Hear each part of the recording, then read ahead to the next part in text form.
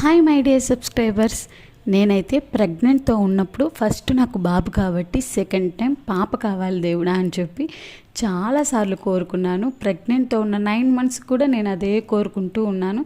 ఎందుకంటే ఆ మగపిల్లలకి only pant అలాగే షర్ట్, ఇంకంతకు మించి ఇంకేం రెడీ చేయలేము.